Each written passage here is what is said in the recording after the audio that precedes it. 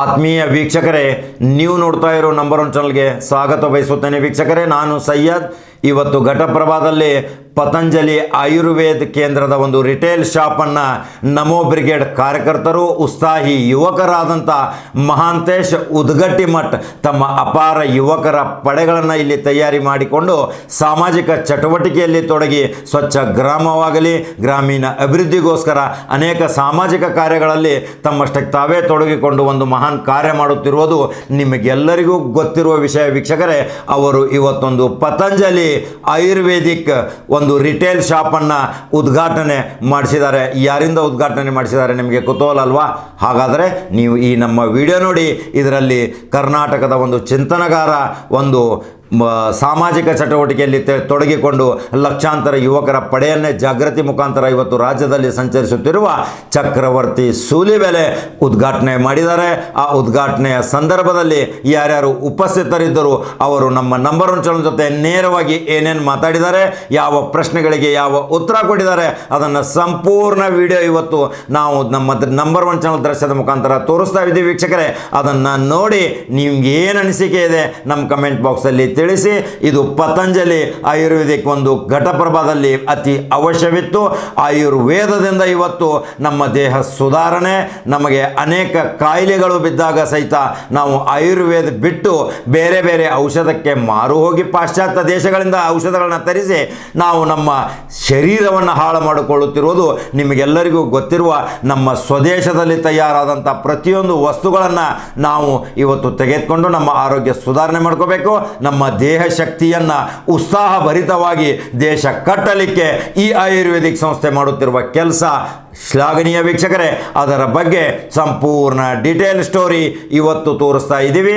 ಚಕ್ರವರ್ತಿ ಸೂಲಿಬೆಲೆ ನಮ್ಮ ಜೊತೆ ಏನು ಮಾತಾಡಿದ್ದಾರೆ ಅದನ್ನೆಲ್ಲ ನೋಡಿ. ವೀಕ್ಷಕರೇ, ನಂಬರ್ 1 ಚಾನಲ್ ಫಾಲೋ ಮಾಡೋದನ್ನು ಮರೆಯಬೇಡಿ. ನಂಬರ್ 1 ಚಾನಲ್ ಸಬ್ಸ್ಕ್ರೈಬ್ ಆಗಿ ಮತ್ತೆ ಮಹತ್ವವಾದ ಸುದ್ದಿಯೊಂದಿಗೆ ಬರ್ತೀನಿ. ವೀಕ್ಷಕರೇ, ನಮಸ್ಕಾರ.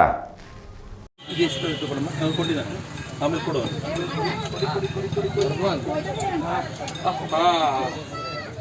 ಏನೋ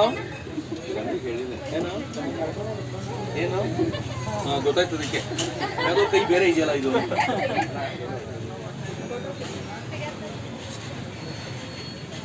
ಏನು ತಿಂತಿದ್ಯಾ? ಏನಪ್ಪ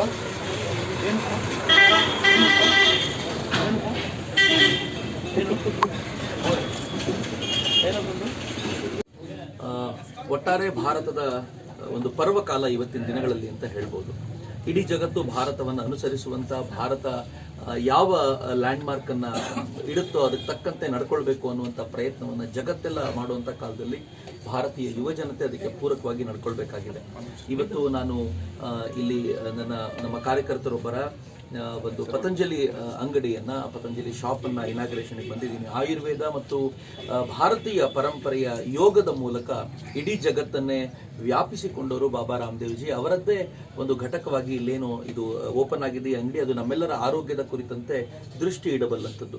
ನಾವೆಲ್ಲರೂ ಆಶಿಷ್ಟೋ ದೃಢಿಷ್ಟೋ ಬಲಿಷ್ಠೋ ಭವ ಅಂತ ವಿವೇಕಾನಂದರು ಏನು ಹೇಳ್ತಿದ್ರು, ಆಶಿಷ್ಟವಾಗಬೇಕು, ದೃಢಿಷ್ಠರಾಗಬೇಕು, ಬಲಿಷ್ಠರಾಗಬೇಕು ಅನ್ನೋ ಪರಿಕಲ್ಪನೆಯನ್ನು ಭಾರತೀಯ ತಾರುಣ್ಯ ಆ ದಿಕ್ಕಿನ ಕಡೆ ನಡಬೇಕು. ಈ ದೃಷ್ಟಿಯಿಂದಲೇ ಯುವ ಬ್ರಿಗೇಡ್ ಅನೇಕ ಚಟುವಟಿಕೆಗಳನ್ನು ಕಳೆದ ಅನೇಕ ವರ್ಷಗಳಿಂದ ಮಾಡ್ತಾ ಬಂದಿದೆ. ಒಂದು ವಿವೇಕಮಾಲೆ ಅಂತ ಡಿಸೆಂಬರ್ 25ಕ್ಕೆ ಸ್ವಾಮಿ ವಿವೇಕಾನಂದರು ಬಂಡೆ ಮೇಲೆ ಕೂತು, ಕನ್ಯಾಕುಮಾರಿಯ ಬಂಡೆ ಮೇಲೆ ಕೂತು ಸದೃಢ ಭಾರತದ ಕನಸನ್ನು ಕಂಡಿದ್ರು. ಅವತ್ತಿನ ದಿನ ನಾವೆಲ್ಲರೂ ಮಾಲೆ ಹಾಕೊಂಡು ಮುಂದಿನ ಜನವರಿ 12ರವರೆಗೂ ನಾವು ವ್ಯಾಯಾಮದಲ್ಲಿ ನಿರತರಾಗ್ತೀವಿ. ಊಟ ತಿಂಡಿ ಇವುಗಳ ಬಗ್ಗೆ ತುಂಬಾ ಗಮನ ಕೊಡೋದಿಲ್ಲ, ಆದರೆ ವ್ಯಾಯಾಮದಲ್ಲಿ ನಿರತರಾಗಿ ನಮ್ಮ ಅಂಗ ಸೌಷ್ಠವವನ್ನು ಗಟ್ಟಿ ಮಾಡ್ಕೋಬೇಕು.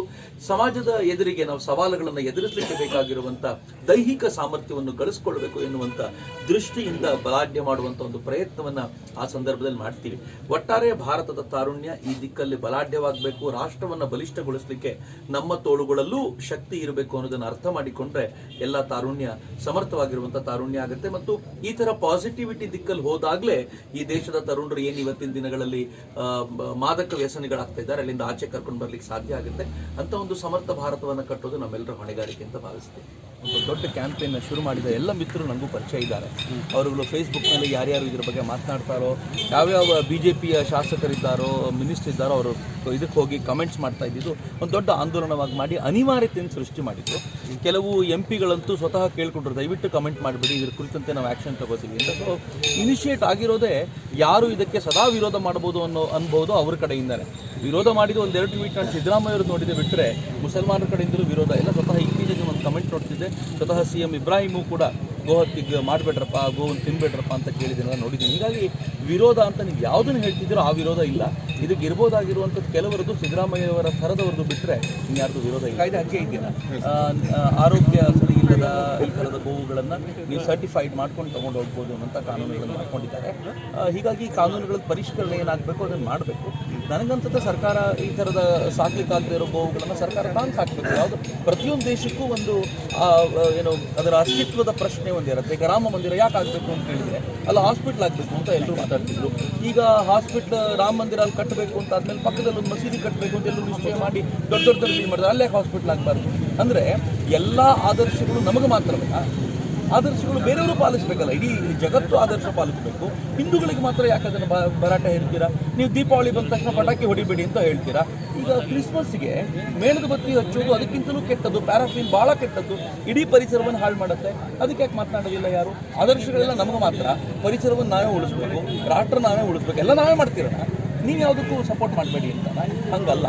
ಎಲ್ಲರೂ ಸೇರಿಕೊಂಡು ಸಮಾಜವನ್ನು ಕಟ್ಟಬೇಕಾಗಿದೆ. ಈ ದೃಷ್ಟಿಯಿಂದ ನೋಡುವಾಗ ನಾವೆಲ್ಲರೂ ಕೂಡ ಆದರ್ಶವನ್ನು ಆ ದೃಷ್ಟಿಯಲ್ಲಿ ಪಾಲಿಸಬೇಕು. ಸರ್ಕಾರ ಸಾಧ್ಯ ಆದರೆ ಈ ಥರದ ಗೋವುಗಳನ್ನು ಸಾಕಲಿಕ್ಕೆ ಪ್ರತಿ ಜಿಲ್ಲೆಯಲ್ಲೂ ಒಂದು ವಿಸ್ತಾರವಾಗಿರುವಂಥ ಭೂಪ್ರದೇಶವನ್ನು ಗೋಮಾಳವನ್ನು ಇಟ್ಟು ಗೋವುಗಳನ್ನು ನೋಡ್ಕೊಳ್ಳಬೇಕಾದ್ರೆ ವ್ಯವಸ್ಥೆ ಮಾಡಬೇಕು. ಇಲ್ಲ ವಿರೋಧ ಏನಿಲ್ಲ, ನೀವು ಹಂಗೆ ಅಂದ್ಕೊಳ್ತಿದ್ದೀರ ಅಷ್ಟೇ. ನಿನ್ನೆ ನಾನು ರಿಪೋರ್ಟ್ ನೋಡ್ತಿದ್ದೀನಿ, ಇವತ್ತು ಬೆಳಗ್ಗೆ ಬರ್ತಾ ನೋಡ್ಕೊಂಡು ಬಂದಿದ್ದೀನಿ. 70% ಜನ ದೇಶದಲ್ಲಿರುವಂಥ 70% ಕೃಷಿಕರು ಇದನ್ನು ಡಾಟಾ ಆಧಾರದ ಮೇಲೆ ಹೇಳ್ತಿದ್ದಾರೆ. ಅವರೆಲ್ಲರೂ ಈ ಕೃಷಿ ಮಸೂದೆಯಿಂದ ನಮ್ಗೆ ಲಾಭ ಆಗ್ತಿದೆ ಅಂತ ಹೇಳ್ತಿದ್ದಾರೆ. ಒಂದು 15-20% ಜನ ಯಾರು ಮಧ್ಯದಲ್ಲಿ ಜಮೀನ್ದಾರಿಕೆಯನ್ನು ನಡೆಸ್ಕೊಂಡಿದ್ರು, ಯಾರು ಈ APMCಯ ಮೂಲಕ ಲಾಭ ಪಡ್ಕೊಳ್ತಿದ್ರು, ಅವರುಗಳು ತಮ್ಮ ಪ್ರಾಬ್ಲಮ್ ಆಗ್ತಿದೆ ಅಂತ ಹೇಳ್ಕೊಂಡು ಅವ್ರು ಹೋರಾಟ ಮಾಡ್ತಿರೋದು. ಅದರ್ವೈಸ್ ಮೋಸ್ಟ್ ಆಫ್ ದಿ ಕೃಷಿಕರು ಇದಕ್ಕೆ ಓಪನ್ ಆಗಿದ್ದಾರೆ. ಮತ್ತು ಸರ್ಕಾರ ಇಷ್ಟು ಕೆಳಕ್ಕಿಳಿದು ನೀವು ಏನು ಕೇಳ್ತಿರೋ ಅದನ್ನು ನಾವು ಮಾಡ್ಲಿಕ್ಕೆ ತಯಾರಾಗಿದ್ದೀವಿ ಅಂತ ಹೇಳುವಾಗ ಕೃಷಿಕರು ಅದರ ಕುರಿತಂತೆ ಆಲೋಚನೆ ಮಾಡಬೇಕು ಮತ್ತು ತಮಗೆ ಬೇಕಾಗಿರೋದನ್ನು ಪಡ್ಕೊಳ್ಬೇಕೇ ಹೊರತು ಒಂದು ಇಷ್ಟು ವರ್ಷಗಳ ನಂತರ ಒಂದು ಕಾನೂನನ್ನು ತಗೊಂಡು ಬಂದಾಗ ಒಂದು ಒಳಿತನ್ನು ಪ್ರಯತ್ನ ಪಡ್ತಿರುವಾಗ ತೆಗೆದು ಹಾಕ್ಲಿಕ್ಕಲ್ಲ ಅಂತ ಸಾಮಾನ್ಯ ಕೃಷಿಕನಿಗೆ ಚೆನ್ನಾಗಿ ಗೊತ್ತು. ಕೆಲವರಿಗೆ ಮಾತ್ರ ಅದರ